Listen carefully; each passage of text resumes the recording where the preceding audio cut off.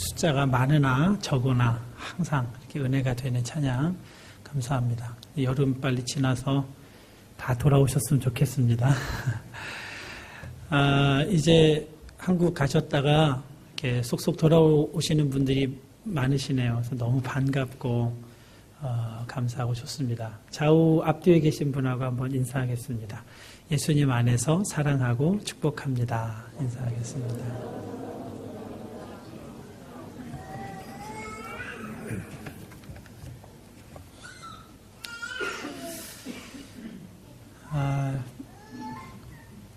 시에나에서 어학 공부하는 것도 이제 한 주 남았습니다. 내일부터 수요일까지 발대제 총회 참석하고 내려가서 목요일날, 금요일날 시험 보면 이틀 시험 보면 이제 시에나 생활도 끝나게 되네요. 2달 정말 하나님의 은혜로 또 여러분의 이해와 은혜로 잘 보냈습니다. 어떻게 하나의 언어를 2달 동안 마스터하겠습니까? 그건 뭐 가능하지 않은 일이죠. 그런데 계속해서 이태리어를 공부하고 더 열심히 습득할 시동이 잘 걸린 그런 2달간이구나 그런 생각을 하게 됩니다. 시에나 언어가정에 참 많은 외국인 학생들이 옵니다. 적게는 1달, 2달 방학을 이용해서 이태리어 경험을 하기 위해서 오기도 하고 또 길게는 앞으로 이태리에서 유학을 하기 위해서 어학 공부를 하는 그런 학생들도 있습니다. 그런데 2달 동안 한 명의 한국 학생을 만나보질 못했습니다. 일부러 신방 오신 2 가정 외에는 한국 사람을 만나보질 못했습니다. 5-6명의 외국인 학생들이랑 친하게 지냈습니다. 수업 끝나면 같이 밥 먹고 같이 숙제도 하고 그랬습니다. 리스토란테가 하나 있는데 여기는 점심 식사 이후에도 문을 안 닫아요. 저녁까지 이렇게 열어둬요.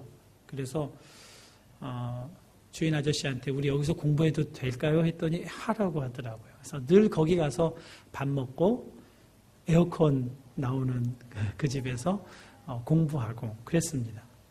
그런데 지난 금요일 날 그 집에서 식사하기 위해서 줄을 이렇게 섰습니다. 거기에 이제 음식을 선택해서 먹게 되는 데인데 저랑 같이 이렇게 늘 같이 공부하던 타이완에서 온 여학생이 바로 앞에 한국 사람들이 있다는 거예요.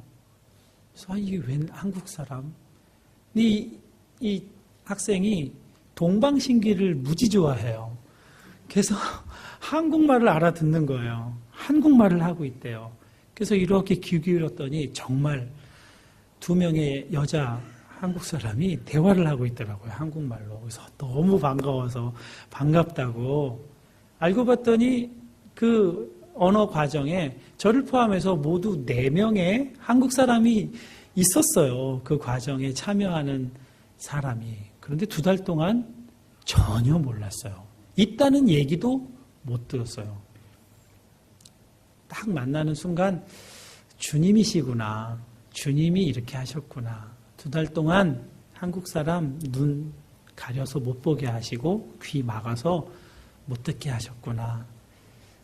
그분들은 아셨대요. 웬 아저씨 하나가 와서 공부하는 거를 알았대요. 근데 저는 몰랐어요. 정말 주님이 내가 공부하러 가겠다고 결정하고 내가 운전해서 가서 공부한 것 같지만 주님의 계획 속에 있었구나. 너무나 감사했습니다. 몇 년 전까지만 해도 이런 일을 경험하면 우연히 만났어. 이렇게 말하고 생각했습니다. 그런데 그렇죠. 우연히 만난 거라고 할 수 있죠. 그러면 우연히 만났으면 우연히 만난 걸로 끝이에요. 그런데 주님이 하셨구나. 그러면 그건 저에게 은혜입니다. 기쁨이에요. 이곳에도 주님이 계셨고 내 모든 생활 속에 주님이 이끄심이 있었구나. 그래서 참 감사입니다. 정말 주님의 은혜로 또 여러분의 격려와 이해 속에서 2달을 잘 보냈습니다. 외국인 유학생들이 가장 원하는 거 자주 그런 얘기를 하더라고요. 이태리어 배웠으니까 이제 한번 해보겠습니다. Mi manca cibo del mio paese. Capito?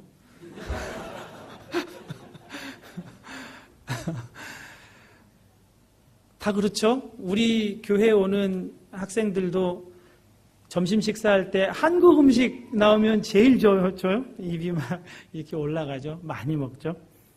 그렇습니다. 한국 음식, 짜장면 만들어서 먹었다고, 치킨 튀겨 먹었다고, 페이스북에다가 이렇게 올려서 자랑질하고, 한국에서는 그런 거 안 올려요.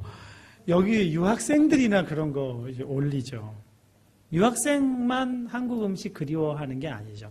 다 한국 음식이 그립습니다. 음식뿐 아니죠. 한국이 그리워요. 그래서 한국에 갔다 오기도 하고 이제 그렇습니다. 우리 중에 누구도 나는 이태리에 뼈를 묻을 거야.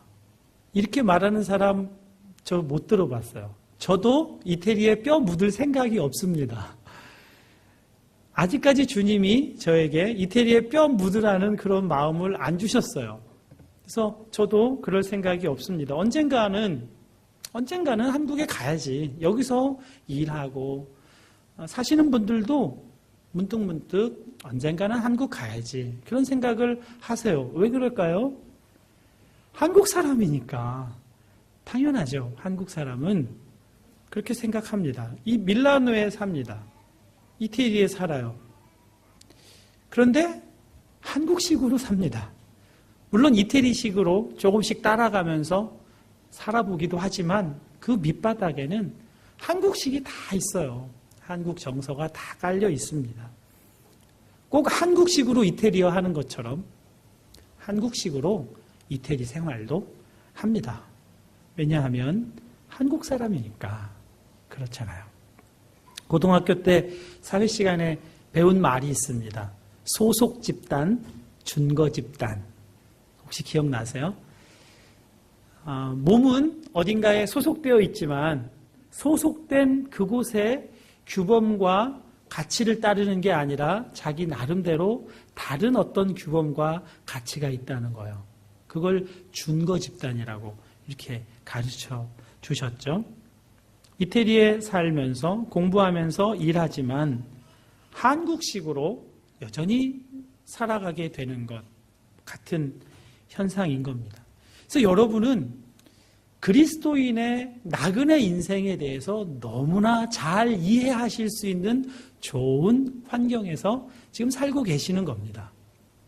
그리스도인은 이 땅에서 살아가지만 이 땅에 속한 사람은 아니에요. 늘 하나님 나라를 그리워하고 하나님 나라를 생각하고 그 가치관에 따라가려고 그 가치관으로 살아가려고 합니다.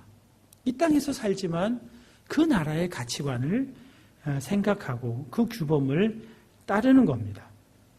그런데 그렇게 하다 보니까 갈등이 있어요. 소속 집단과 준거 집단이 같으면 갈등이 없겠죠. 근데 소속 집단과 준거 집단이 다를 때는 늘 충돌이 생길 수밖에 없습니다. 그래서 우리가 하나님 나라를 가야 그때 모든 갈등이 다 사라지는 겁니다. 그러나 아직 이 땅에 있는 동안에는 그 갈등은 계속 될 수밖에 없습니다. 사도 바울도 심각한 갈등을 겪었다고 가끔 고백을 하고 있습니다. 빌립보서 1장 22절에서 25절까지의 말씀인데 유진 피터슨 메시지 번역으로 한번 보겠습니다. 이 육신을 입고 있는 동안 내가 해야 할 선한 일이 있습니다.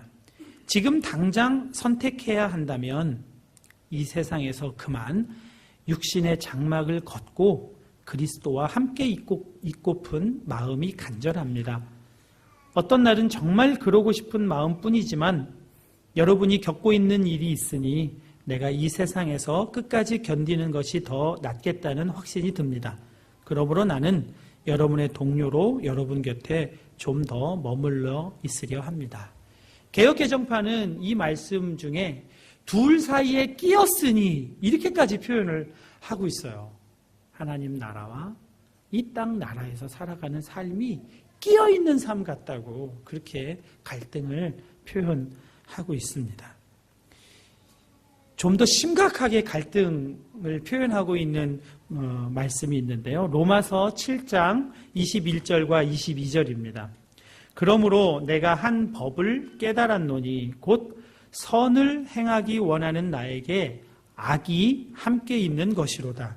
내 속사람으로는 하나님의 법을 즐거워하되 내 지체 속에서 한 다른 법이 내 마음의 법과 싸워 내 지체 속에 있는 죄의 법으로 나를 사로잡는 것을 보는도다.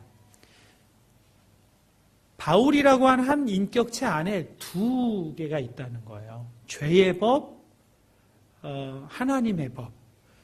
육신에 속한 것과 속사람에 속한 것. 이것이 계속 싸우고 갈등하고 있다고 하는 겁니다. 그래서 어떤 때는 그냥 빨리 이 육신의 장막을 벗고 하나님 나라 가고 싶다. 그렇게 표현하기도 하는가 봅니다.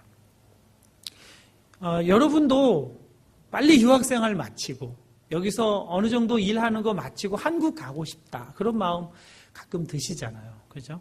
그리워하고 가고 싶고. 그런데 한국을 가야 되겠다는 한국에 대한 갈망은 있으신가요? 갈망까지 있으신가요?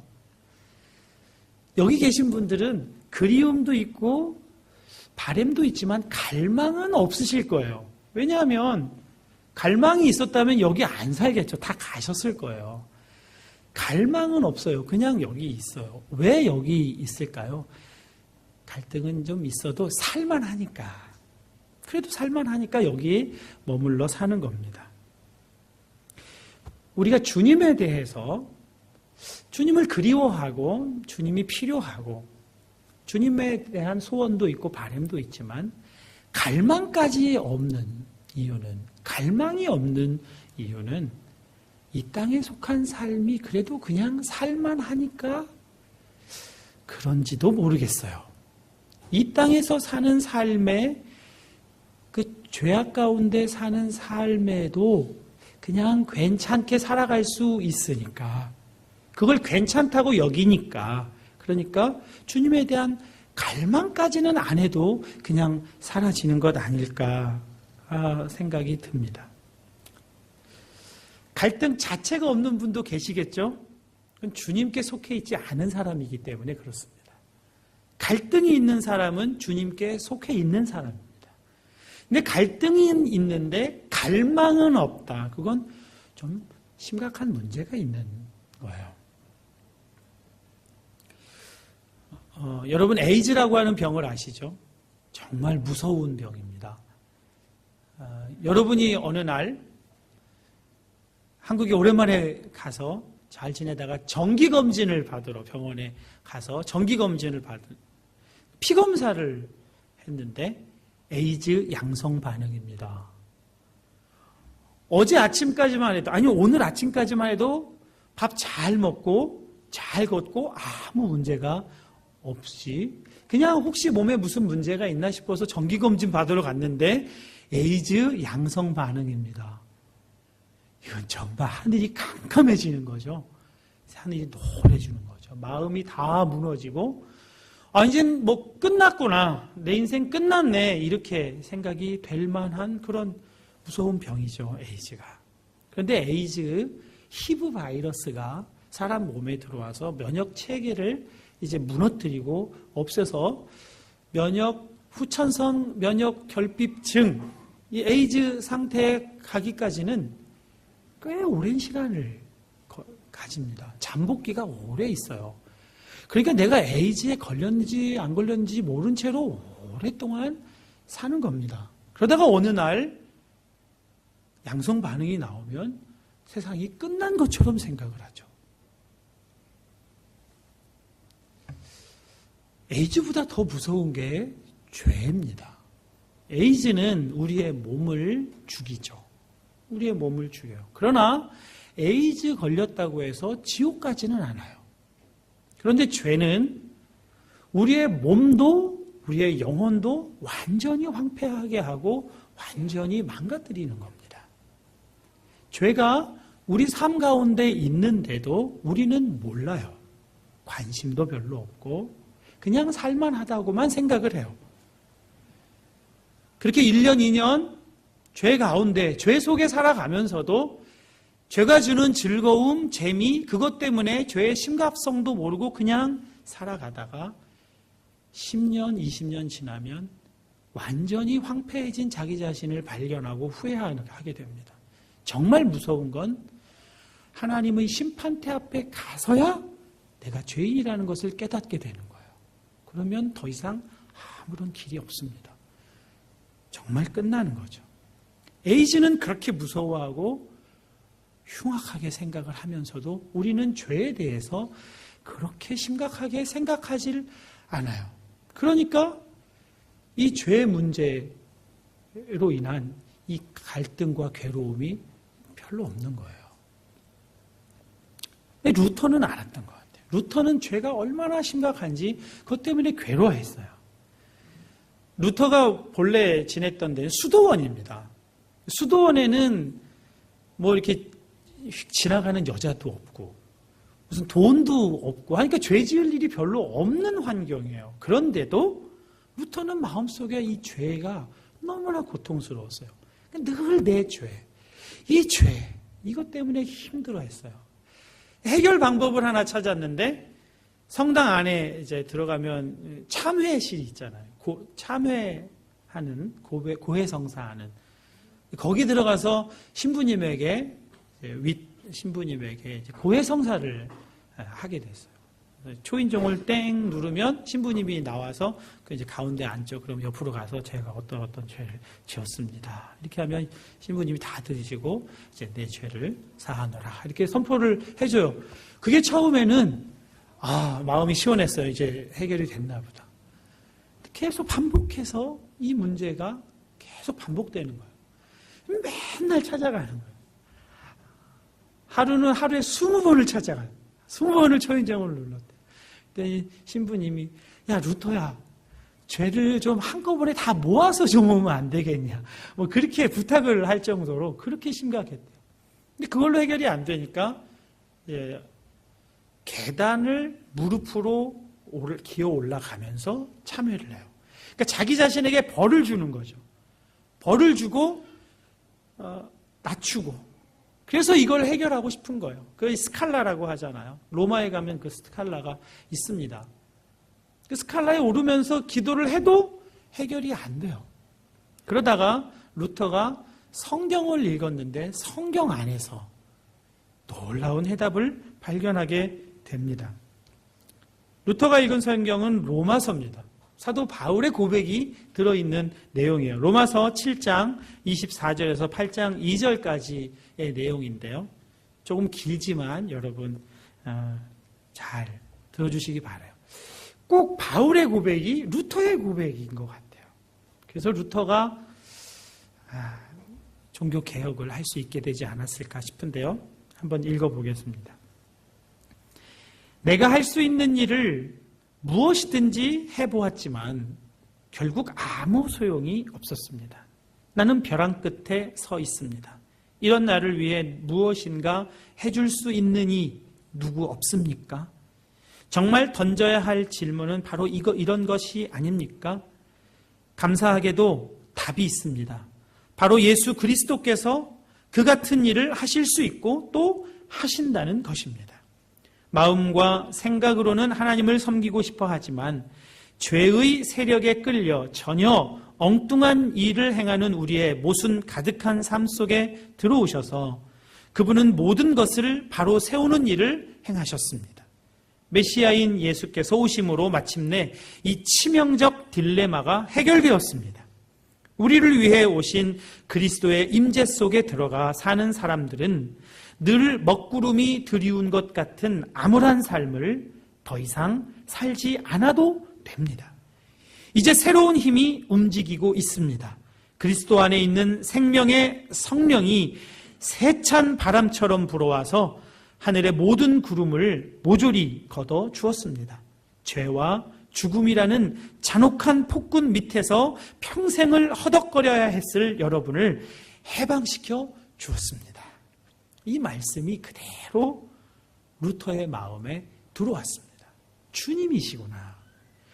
주님이 임하시는 것이 모든 문제의 해결이구나. 그것을 믿게 되었습니다. 아무리 고해성사를 하고 스칼라 계단을 아무리 무릎으로 기어 올라도 해결되지 않는 그 일이 주님의 임하심으로 해결되는 거구나. 이걸 깨달았어요. 자, 이걸 깨달은 사람은 그 다음부터 어떻게 살까요? 주님의 임재, 주님의 임하심에 대한 갈망이 이어지는 겁니다. 아버지의 나라가 임하시옵소서. 주님이 우리에게 가르쳐 주신 기도예요. 나라가 임하시는 것. 여러분, 나라는 어떤 영역이나 어떤 제도가 아닙니다. 나라는 주님이 임하시는 거예요. 주님이 다스리시는 겁니다. 주님의 나라가 임하는 것과 주님이 임하시는 것은 똑같습니다.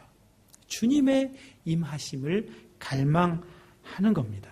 이제 내 생명은 십자가에서 끝났고 예수님의 생명이 내 안에서 시작되었다는 것을 믿는 거예요. 이게 여러분 믿어지세요? 믿으라고 그렇게 얘기를 해도 안 믿어지는 건 그렇게 참 믿음이 어려운 것 같아요. 왜 믿는 게 어려울까? 우리는 너무나 오랫동안 믿는 게 아니라 노력으로 살아오도록 훈련되어 왔기 때문에 그래요. 네가 잘해야 되고 네가 이걸 해야 되고 저걸 해야지. 오히려 그게 더 쉬워요. 주기도문 100번 외우세요. 사회봉사 활동 몇 시간 하세요. 훨씬 쉬워요. 믿는 게 더 어려워요. 생각이니까.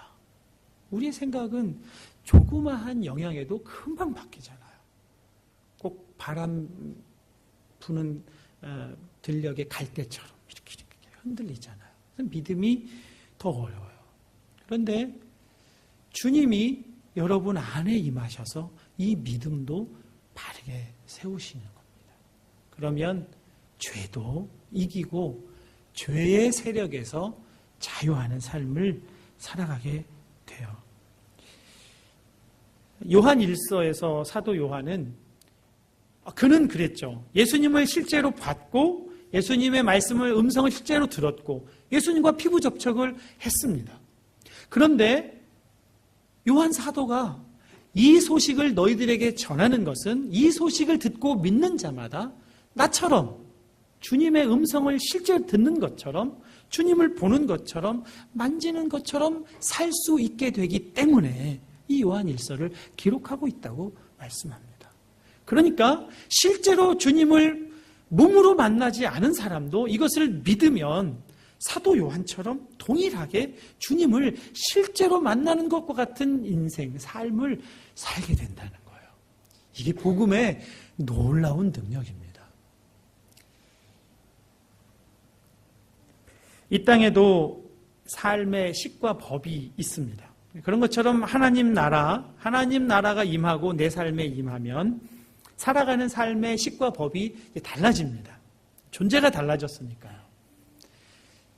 전의 삶은 죄와 사망과 율법의 법으로 살았다면 이제는 생명의 성령의 법으로 살아요. 근데 그건 사랑의 법이에요. 사랑하면서 이제 살아가는 삶이 시작된다는 겁니다. 교회에서 일어나는 일들, 가끔 다툼도 일어나고 갈등도 일어납니다. 왜 일어나죠? 대단한 이슈 때문에 일어나는 게 아니에요. 제자훈련 교재에 보니까 어느 교회에서 여전도에서 아주 큰 다툼이 일어났대요. 큰 싸움이 일어났다는 거예요. 그래서 왜 싸우게 됐나 가서 물어봤더니 바자회를 하는데 깍두기를 담을 거냐? 총각김치를 담을 거냐? 여기에서 그 싸움이 시작됐다는 거예요. 물론 처음에는 좋은 의견을 냈겠죠. 깍두기보다는 총각김치가 더 잘 팔릴 거야. 그랬더니 이 깍두기 더 좋아해. 거절돼요. 그때부터 감정이 상하고 그때부터는 총각 김치 깍두기는 사라지고 내 생각대로 되느냐 네 생각대로 되느냐 그것만 남아요. 내 마음에 따라 되느냐 네 마음 따라 되느냐 그것만 남아요. 그런데 주님이 우리 마음에 임하면 내 마음대로 안 돼도 그게 아무 문제가 안 되는 거예요. 주님이 내 마음에 임했기 때문에 주님의 마음으로 보면 주님 마음대로 되면 되는 거예요. 내 마음대로 안 돼도 돼요. 대인배가 돼야 되니까 억지로 참는 게 아니에요. 대인배가 되는 것도 주님이 임하면 대인배로 돼요.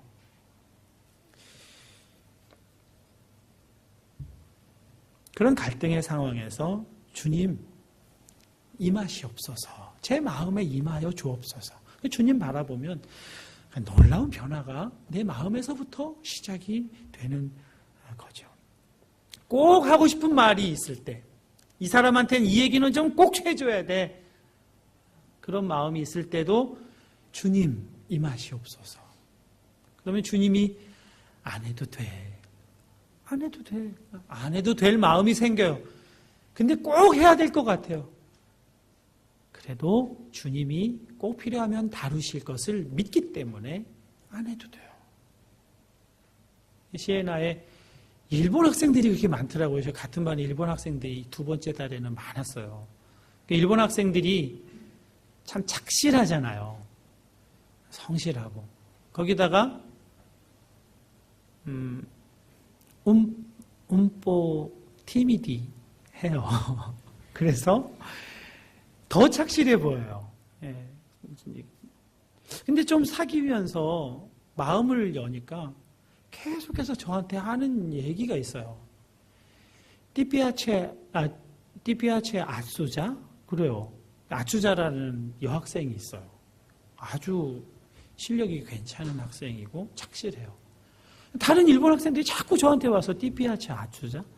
저는 그 학생하고 별 문제가 없으니까. 그래서 빼르게 하고 물어보면 그 학생은 자기들하고 상대를 안 한다는 거예요. 그 학생은 외국인하고 이태리어 연습도 안 하는 학생이라는 거예요. 그래서 다른 학생들하고, 다른 외국인 학생하고 밥도 안 먹는 학생이고, 아주 문제가 많은 학생이고, 자기들이 외국인하고 이태리어로 연습을 해도 그걸 싫어하는 학생이고, 그렇다고 막 저한테 얘기를 막 하는 거예요. 왜 나한테 그런 얘기를 하는지는 저도 모르겠지만 그 얘기를 들을 때 왜 이렇게 비판을 하니? 왜 이렇게 단점을 자꾸 나한테 얘기를 하니? 그 단점 얘기하지 마. 그렇게 이제 얘기를 해주고 싶었어요. 근데 안 했습니다. 주님이 하지 말라고 하신 게 아니라 단어가 생각나지 않아서 단어를 모르니까 좋더라고요. 꼭 해줘야 되겠네. 너 그런 식으로 살지 마. 너 왜 자꾸 남 욕해? 왜 남의 단점을 자꾸만 얘기해? 그러면서 왜 너 자신은 정당하고 괜찮은 사람인 것처럼 자꾸 그런 식으로 해? 그러지 마. 이 얘기를 어떻게 이태리어로 하겠어요?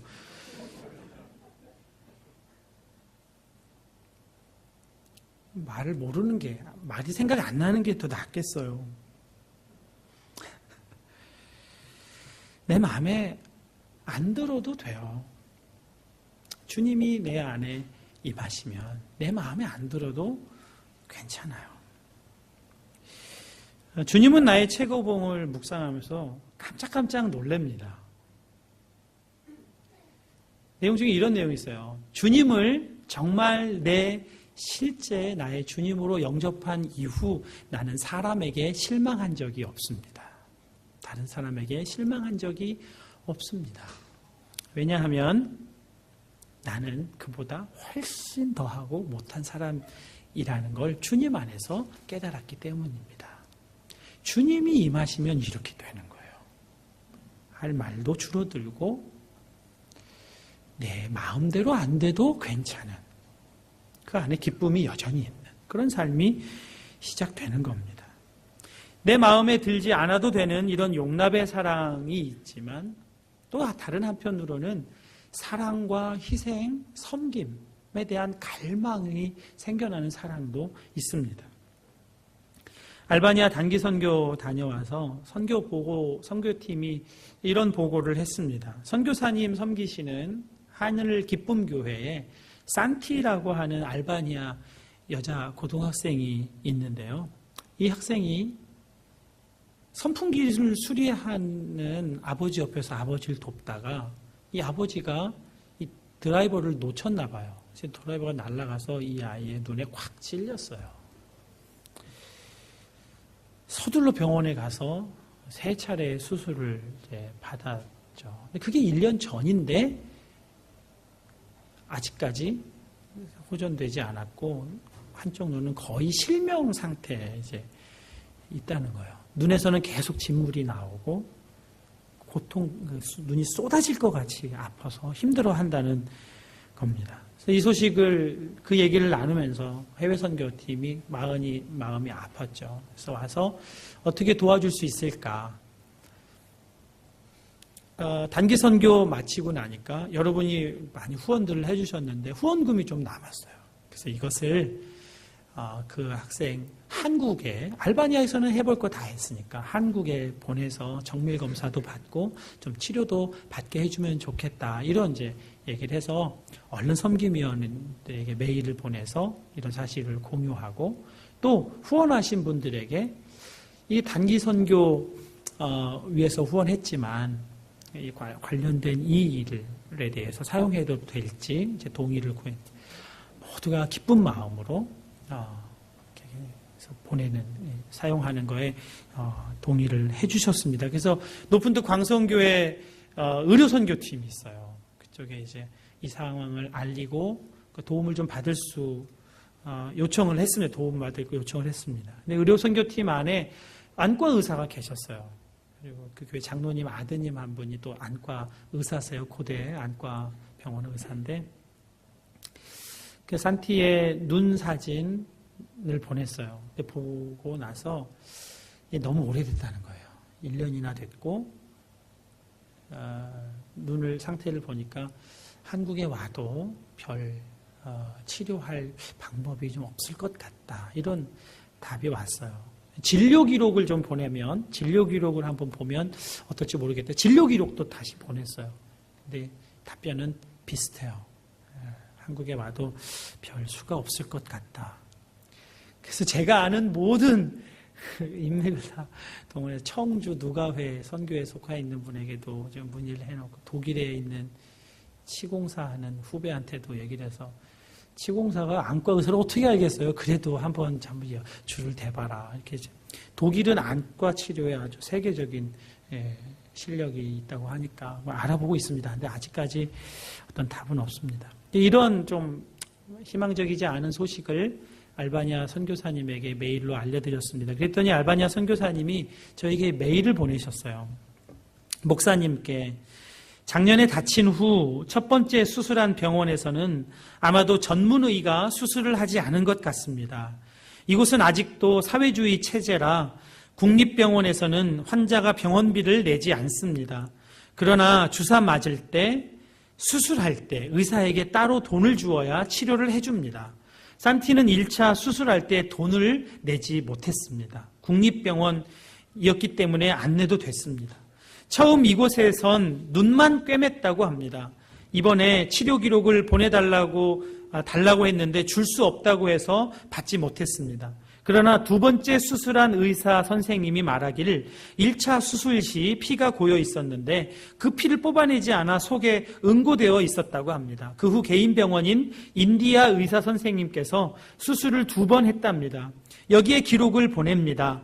영어로 썼으니 한국에서 보시기에 이해할 수 있을 것입니다. 개인 병원 인디아 의사 선생님이 수술하기 전에는 100% 볼 수 있다고 장담했었고 지금은 묵묵부답이라고 합니다. 그리고 치료를 어떻게 했는지 물어도 자세한 설명이 없답니다. 치료비도 이 가정에서 버는 한 달 월급에 비하면 큰 돈인 3,000유로, 약 450만 원이나 지불했다고 합니다. 두 부부가 한 달 버는 돈은 50만 원 정도인데 너무 가슴 아픕니다. 저희가 바라기는 확실한 진단과 치료의 가능성입니다. 수술 후 봉합이 잘 되지 않아서인지 속에서 새살이 돋아났다고 합니다. 그래서 왜 봉합한 사이로 새살이 나왔냐고, 수술이 잘못되지 않았냐고 하니 어떤 변명도 설명도 하지 않는다고 합니다. 이곳은 의료시설이 정말 어렵습니다. 간단히 제가 한 아주머니를 가슴에 조그만 혹이 있어 급하게 병원에 데려갔는데 암이라고 진단하고 수술했습니다. 왼쪽 가슴 전체와 어깨까지 완전히. 그리고 하는 말, 걱정 말라고 깨끗하게 도려냈으니까. 조그만 혹을 떼내기 위해 가슴 전체와 또 어깨까지 잘라버렸습니다. 수술 후 제가 얼마나 민망하고 미안했는지. 정말 죄송하지만 다시 한번 기록을 잘 보시고 정확한 판단을 해주시고 조그만 희망이라도 있으면 도움을 주시기를 간절히 청원합니다. 눈은 우리 몸의 등불이라고 했는데 이 젊은 아이에게 희망을 주시길 간절히 부탁드립니다. 알바니아에서 선교사 올림. 사진, 이 자매예요. 이 고등학생이에요. 이 멀리서 사진 찍었을 때는 별 이상이 없어 보이죠. 그런데 가까이 보면 저 왼쪽 눈이 망막에 이렇게 누리끼리 한 이런 것들이 맺혀 있습니다. 가끔 보인대요. 안 보이다가 가끔 보인다고 합니다. 선교사님의 이 안타까운 이 가슴 절절한 이 이메일을 읽으면서 선교사님이 왜 이런 마음을 가지실까? 자기 딸도 아니고. 근데 선교사님 마음에 주님의 마음이 임했기 때문이구나. 그걸 알게 됐습니다. 산티를 꼭 자기 딸처럼 그렇게 여기는 마음이 주님의 마음 때문에 생겨난 겁니다. 섬김위원들이 이 일을 어떻게 하면 좋을지 어제 아침 기도에 마치고 모였습니다. 같이 의논하고 이제 기도하는데 한 분 집사님이 그러시더군요. 그 아버지의 마음이 어떨까? 자기 실수로 딸의 눈이 실명의 위기에 있고 눈은 쏟아질 것 같이 아픈 그 고통스러워하는 딸을 속수무책으로 바라보는 그 아버지 마음은 도대체 어떨까? 그 마음이 느껴져서 뭐라도 해주고 싶은 마음이 간절해졌다고 그렇게 말씀하셨어요. 왜 그렇죠? 주님이 그 마음을 만지시는 거예요. 주님이 그 마음에 임하니까 그런 사랑의 마음, 섬김의 마음이 생겨나는 겁니다. 여러분에게도 기도 부탁을 좀 드리고 싶습니다. 생각날 때마다 이 산티의 이름을 부르며 기도해 주셨으면 좋겠어요. 어떤 방법이든 좀 찾을 수 있도록 그리고 우리 한마음교회가 이 가정에 비빌 언덕이 되어 주어서 이 메일을 읽는데 정말 그 아주머니처럼 이 아이가 눈에서 계속 물이 나온다고 하면 눈알을 이렇게 적출해내면 어쩌나 그런 불안한 마음도 들더라고요. 눈알이 안 보이는 채로 있는 거랑 빼내는 건 여고생에게 완전히 다른 거잖아요. 여러분 기도 많이 부탁드립니다. 적절한 의사분, 치료 가능성 분명해지면 한국에 보내서 치료받을 수 있도록 기도해 주시기 바랍니다. 주님의 나라는 임하는 겁니다.